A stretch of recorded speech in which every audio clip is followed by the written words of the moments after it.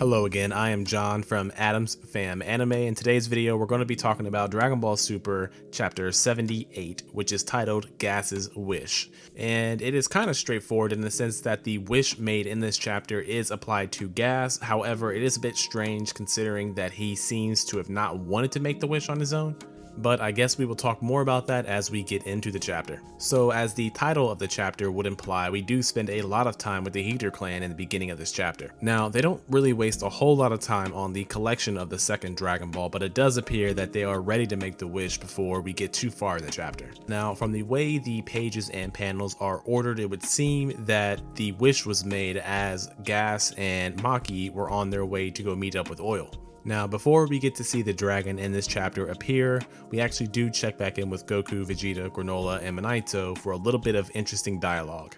And as the previous chapter implied, we do get the confirmation that Bardock did defeat Gas in their fight. We also get to hear the confirmation of something we already knew, that Bardock is actually a low-class Saiyan. Now, this isn't surprising to any Dragon Ball fan, but the interesting part about this conversation is in regards to Minaito's incomplete sentence. Now, obviously, this sentence being cut short really just opens up a lane for speculation and theories as to what Bardock may have done to defeat Gas, and that is an interesting conversation on its own. However, I'll pick that back up during the discussion portion of this video. So, as I mentioned, their convo was cut short by the summoning of the dragon when the sky goes entirely black.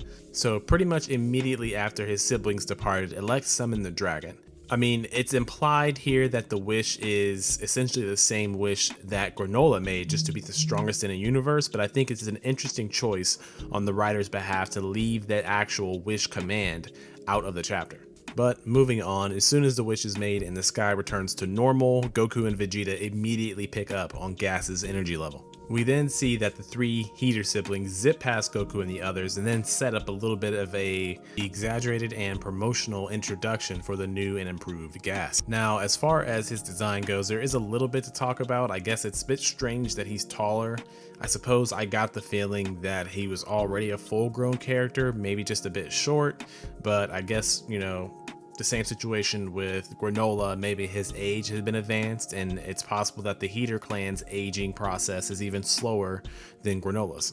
However, design choice aside, he wastes no time getting into the action as he uses a move that is very similar to Vegito's Spirit Sword to stab into the ground and move the beam upwards to destroy Granola's ship. And then to follow up after that, he creates a weapon similar to a trident, except this one has 4 prongs and he uses it to pin all 4 of Granola's limbs up against the remains of his ship. And Goku sees this and tries to intervene, but he gets shackled by some type of energy blocks or energy weights that end up sending him to the ground. Now, these key weapon-based techniques that we see from Gas are actually incredibly interesting, and I'd love to go into detail about them, but again, I'll save that for the discussion portion of the video. Now, at this point is where Gas realizes the connection between Goku and Bardock, and upon confirming this with his siblings, he actually moves to behead Goku with his key axe before Granola returns the favor and snipes Gas in the back.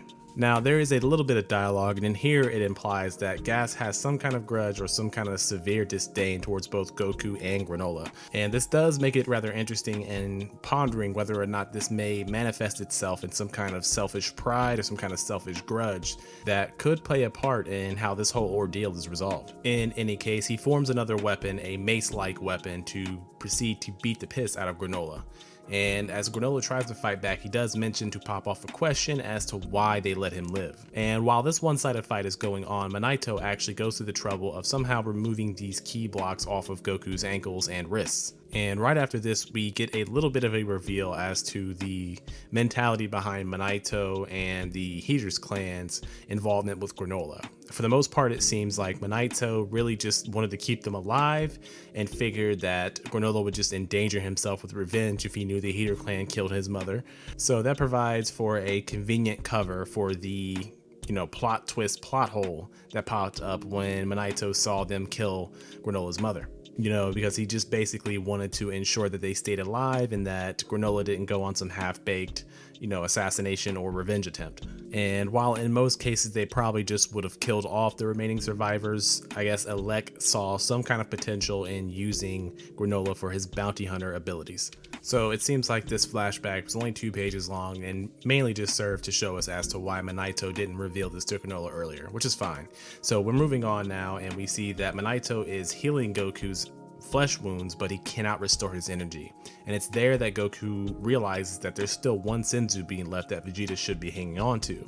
And Vegeta notes that he threw it down with his armor and it's a ways away from the fight. And as Goku and Vegeta are rationalizing for Vegeta to go retrieve that Senzu bean, Granola gets knocked out. So Goku opts to basically step in and stall Gas for as long as possible until Vegeta can get the Senzu bean and take it for himself.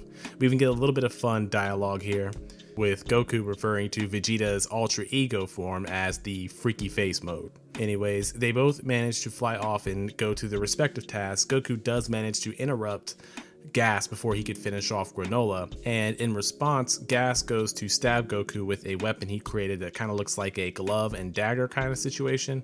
Goku transforms into blue and shatters it, which brings up an interesting reaction from Gas. I suppose this could be generic surprise to Goku countering him, but again, that could mean something else that I might go into detail during the discussion portion. So Goku basically states that he won't go down so easy, and he engages in a fight with Gas that lasts for a couple pages, and Gas actually manages to form quite a few weapons during this fight, everything from a shield and a dagger and even a large mallet. Now, Gas is putting the hands to Goku with relative ease, but before the Heater clan realizes that Vegeta is gone, he finds the Senzu bean and proceeds to take it to Granola. And in a pleasant surprise twist for this chapter, Vegeta, instead of taking it himself or giving it to Goku, actually puts his trust in Granola, even going as far as to give him a small, mini inspirational Vegeta-ish speech. Now, even though this speech seems to have hit home, we don't really get to see Granola's response, as the chapter ends with him in a shocked response. So I guess the chapter ends on a pretty good and unique cliffhanger in terms of Dragon Ball. Now, there's a bit to discuss about this chapter, but first I'm going to go into the ratings portion. So as always, I'm going to start off with my rating for the artwork on this chapter, and I'm going to give it a 6. I mean, we do see a lot of cool stuff, a lot of cool techniques from Gas and Goku and the like, but for the most part, the artwork had a lot of blurry panels and just didn't seem to be as detailed as the last few chapters that we got. Now, it could be possible that maybe this chapter was kind of meant more to be exposition than anything intense, so I suppose that could explain why there were so many panels that just didn't seem to have that real, sharpened black lines or sharpened detail that we've seen in the previous chapters with the Goku, Vegeta, and Granola fights. So I'm not trying to be nitpicky here or to say that this chapter was bad in terms of art, just in comparison to the previous chapters in this arc, this one seems to be a little phoned in. So now we can move on to the story rating for this chapter, and I'm going to give the story a 7.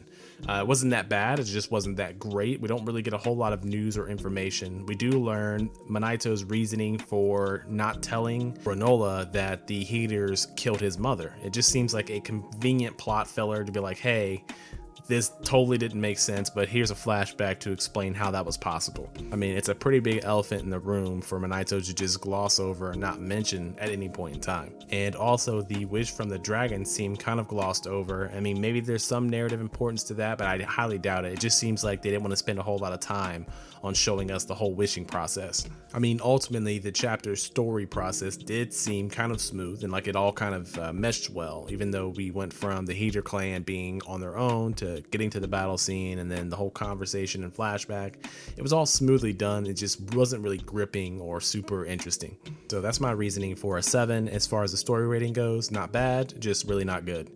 Now, moving on to the hype, I'm going to give that the highest rating for this chapter, and that's going to be a 9. And as per usual, any chapter that has a fairly extensive fight scene is going to get a fair hype rating, but this one's really cool in the sense that we get to see Gas and his abilities put on flex. I mean, we had never really seen these kind of abilities, the ability to manipulate energy into weapons, at least at the rate and at the speed of which Gas is capable of. And also some of the dialogue sets us up for a bit of excitement, in particular for me at least when it comes to the whole Bardock and Gas situation. It really seemed like Minaito was going to carry on further about that and reveal something interesting about that fight before he was interrupted. And then we also get to see at the end of the chapter that Vegeta is putting his faith in Granola. I mean, this is despite the fact that Vegeta was kind of outclassed by him, but still, it's something uncommon for the character of Vegeta to pridefully step aside and let someone other than Goku step up to beat the big bad. So we do get a little bit to be hype about. The one thing I think this chapter kind of fell short in terms of hype would be the suspense factor. Like, there's nothing really, that puts you on the edge of your seat or expecting to see something unique or crazy to occur in the next chapter. So ultimately, it's still a 9, a great chapter in terms of hype and one of the best that we've seen so far. So with those 3 ratings included, that puts our overall rating for Dragon Ball Super Chapter 78 as a 7.3. Pretty good chapter, just not amazing. So now on to a little bit of discussion about the chapter, and the first thing that I want to address is actually the first bit of dialogue we get from Minato and Goku and Vegeta. We see that Minato is in the process of explaining how Bardock defeated Goku when he admits that Gas was strong, and then it was interrupted. Now, to me, this seems like it is just a little bit of speculation bait, trying to get us to run our noodles a little bit on exactly what might have been special about the situation between Bardock and Gas. And I do think that that has some really serious narrative potential. I mean, it's implied that Bardock was weaker than Gas in this situation, but somehow still came out on top. Now, the nerd in me is immediately screaming he went Super Saiyan and beat Gas. I don't think that's the case, but if you have any ideas, let me know in the comment section down below what you think this might mean. But for now, I'll move on to my next topic of discussion, which is actually going to be in regards to Gas's abilities. Now, obviously, creating weapons using Ki is not something that's entirely new to the series, but it is something that rarely pops up. And I think that the way that Gas uses it and applies it to his battle techniques is very impressive and a very unique spin on something we haven't quite seen fully elaborated on. And considering that his eyebrows don't exist, it's a fair assumption that he is the big bad of this arc.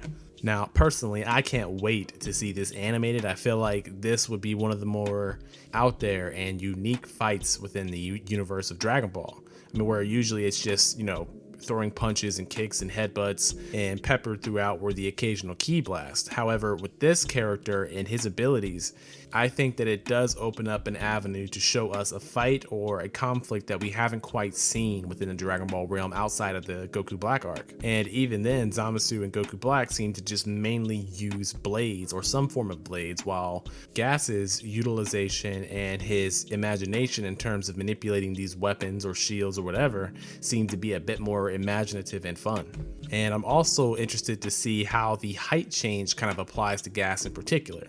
As I said during the review, it's possible that maybe they age really slow and, the dragon had to do something similar to him as he did with Granola.